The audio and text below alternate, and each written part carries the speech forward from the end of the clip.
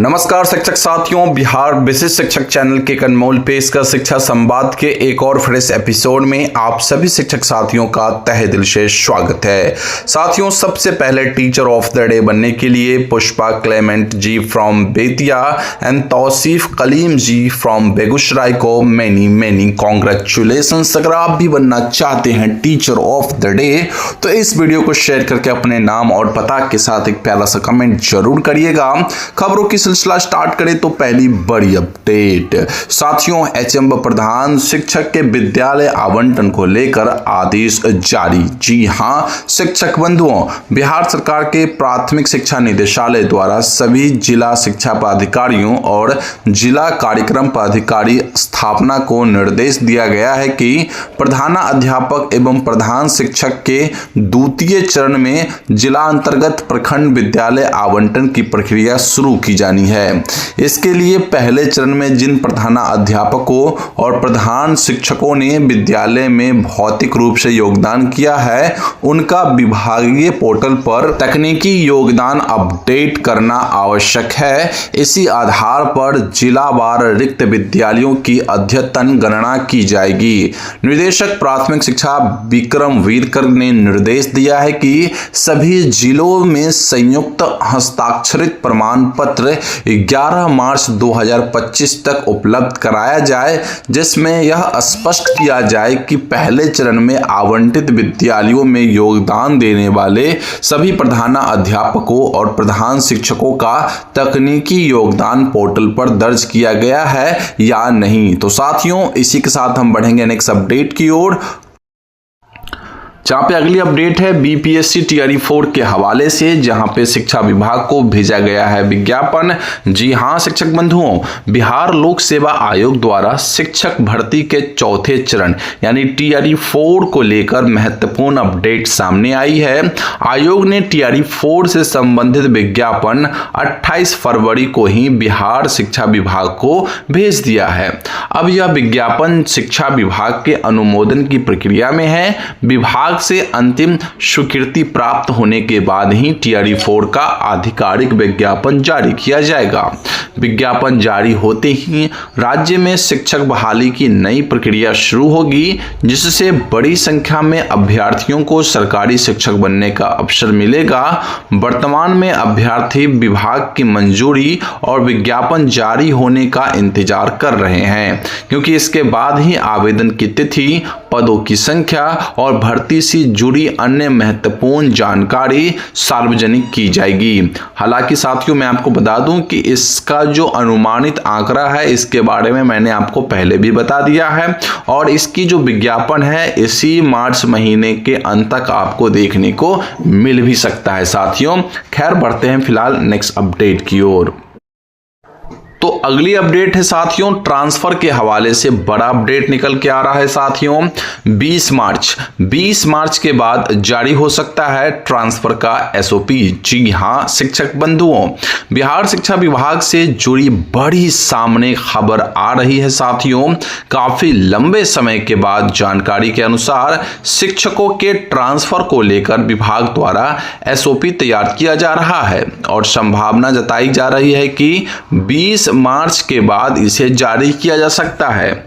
SOP जारी होने के बाद राज्य के शिक्षकों के स्थानांतरण की प्रक्रिया स्पष्ट हो जाएगी, जिसमें आवेदन की प्रक्रिया, पात्रता, प्राथमिकता और अन्य जरूरी नियमों की जानकारी दी जाएगी।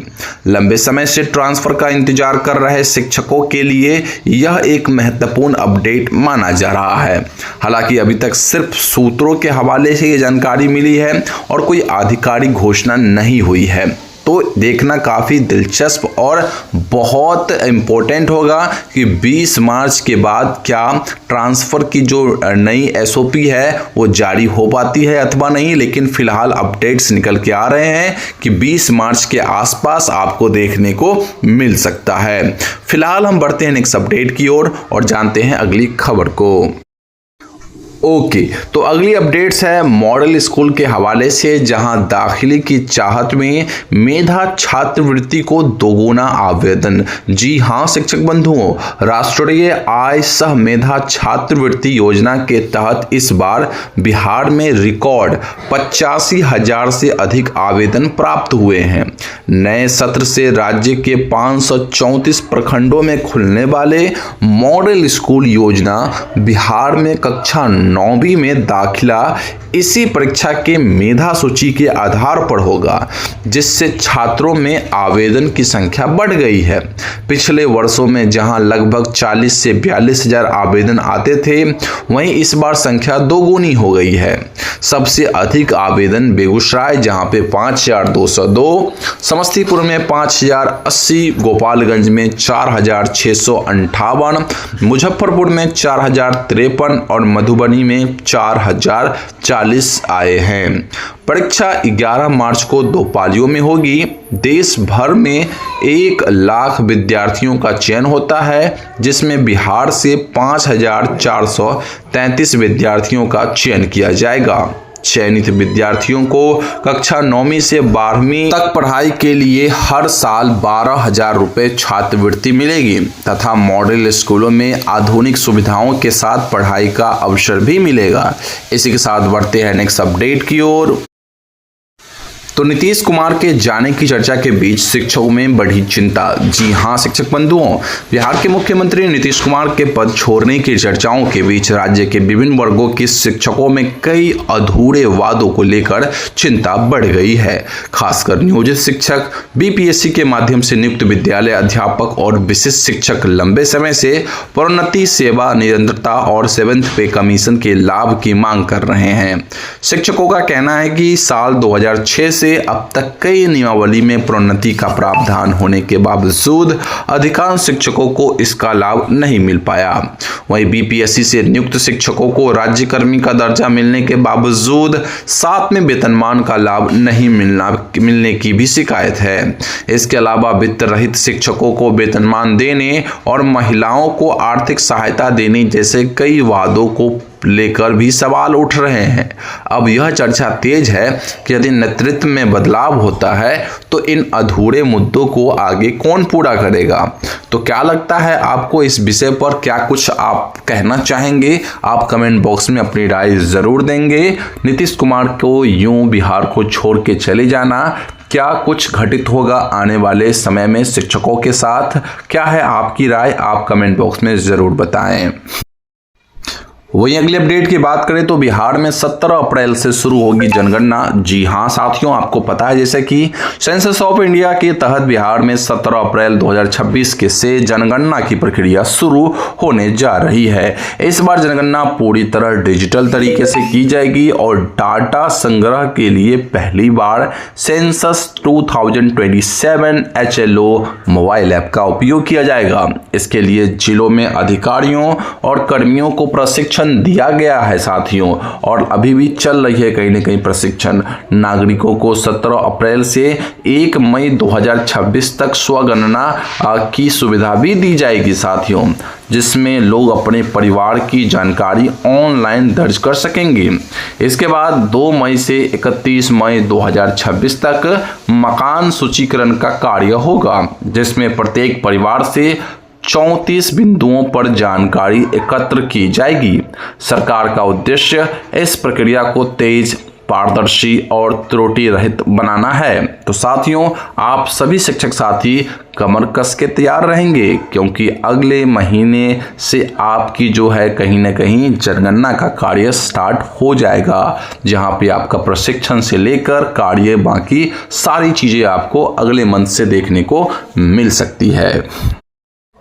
वहीं बिहार के सरकारी स्कूलों में शनिवार की छुट्टी पर तो चर्चा जोरों शोरों से चल रही है। बिहार शिक्षा विभाग से जुड़ा एक महत्वपूर्ण मुद्दा इन दिनों चर्चा में है। बिहार विधान परिषद में सरकारी स्कूलों की टाइमिंग और शनिवार की छुट्टी को लेकर सवाल उठाया गया है। कई सदस्यों ने सुझाव दिया कि स्कूलों में शनिवार को हाफ डे किया जाए या महीने में 2 शनिवार की छुट्टी लागू की जाए। यह मांग नेशनल एजुकेशन पॉलिसी 2020 के सुझावों के आधार पर उठाई गई, जिसमें सप्ताह में लगभग 29 घंटे पढ़ाई और शनिवार को कम समय या अवकाश रखने की बात कही गई है। कुछ राज्यों जैसे कि उत्तर प्रदेश में पहले से ही शनिवार को अवकाश या कम समय की पढ़ाई की व्यवस्था है। फिलहाल इस विषय पर चर्चा चल रही है और अंतिम निर्णय सरकार और शिक्षा विभाग द्वारा ही लिया जाएगा। हालांकि साथियों, मैं आपको बताना चाहूँगा कि अगले शैक्षणिक सत्र में इस जो आपकी हाफ डे की मांग है वो सुनी जा सकती है। ऐसी खबरें अंदरूनी खाने से निकल के आ रही है, तो इसके लिए आपको घबराने की आवश्यकता नहीं है। इस बार कुछ न कुछ पॉजिटिव रिजल्ट आपको जरूर मिलेगा शनिवार के छुट्टी के हवाले से। तो साथियों, ये थी शनिवार से जुड़ी हुई या ओवरऑल आपको बता दूं कि शिक्षा विभाग से जुड़ी हुई सारी अपडेट्स जो कि निकल के आ रही थी। जितनी भी अपडेट्स मैंने आपको दे दी, आई होप आपको पसंद आई होगी। अच्छी लगी है तो वीडियो को लाइक करिए, चैनल को सब्सक्राइब करिए और इस वीडियो को अपने उन सभी शिक्षक साथी, शिक्षक समूह तक पहुंचाइए जिन तक ये पहुंचना बहुत अनिवार्य है। बाकी हम मिलते हैं आपसे अगली वीडियो में, तब तक के लिए आप बने रहिए हमारे साथ। जय हिंद।